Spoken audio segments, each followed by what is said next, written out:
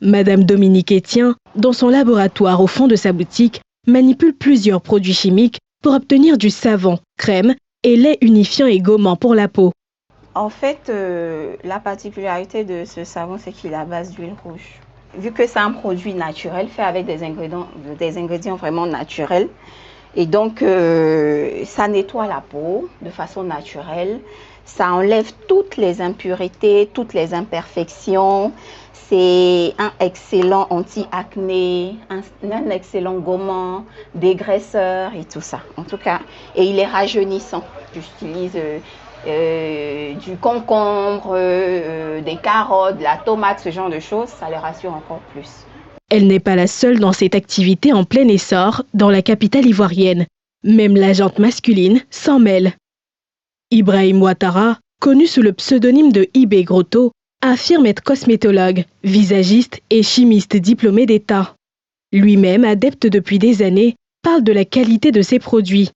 Tu as perdu ton teint en allant par exemple dans un village, ça peut arriver, ou bien avec l'eau de mer, tu reviens, non, on te redonne ça. Mais pas des produits trop décapants parce que c'est dangereux. Il y a des conséquences pour la peau. Le HO2, c'est le peroxyde d'hydrogène. C'est-à-dire ce que vous appelez en bon français eau oxygénée. C'est pour déteindre les cheveux. Les gens ont tendance à mettre ça dans les pommades. Donc c'est dangereux. Donc ça va créer à la longue un dessèchement, les rides précoces, les vergetures, les acnés, et puis j'en passe. Voilà. Donc pour moi, je ne travaille pas avec ce genre de produits. C'est des produits purement bio.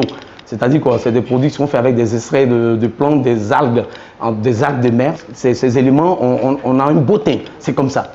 Depuis 2015, la fabrication et la commercialisation des produits cosmétiques éclaircissants contenant plus de 2% d'hydroquinone et plus de 12% d'alcool est interdite en Côte d'Ivoire. Pourtant, on assiste toujours à cette vente libre de ces produits dont la qualité reste douteuse et continue de provoquer des problèmes de peau chez les utilisateurs. Et pourtant, plusieurs clients à la recherche du teint parfait n'ont pas de limite et sont peu regardants sur la composition des produits.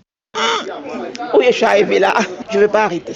Je veux continuer, je veux être encore plus clair, mais je n'ai pas encore trouvé le produit qui va me rendre encore plus clair.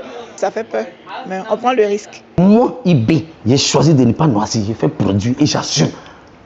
Voilà, je ne peux pas noircir, c'est comme ça. J'adore, mais je ne vous dis pas de me suivre, manger comme ça. Même à 100 ans, je serai toujours tcha. Tcha ou rien, tcha chombala.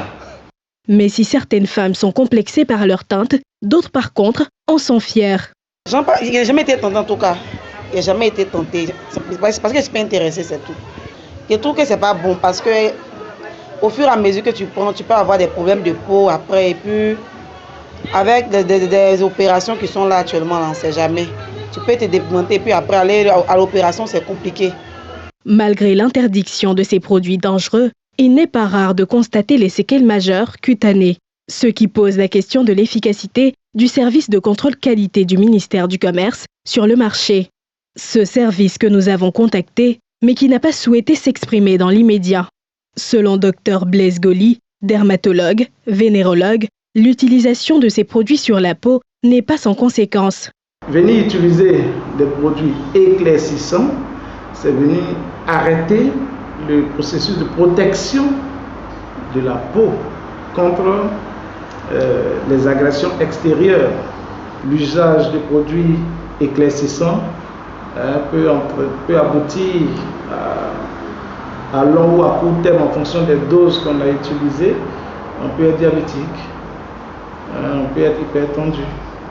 Vous voyez ces produits-là qui vont entraîner une rétention sodique, ça veut dire que le sel ne sera pas évacué du corps.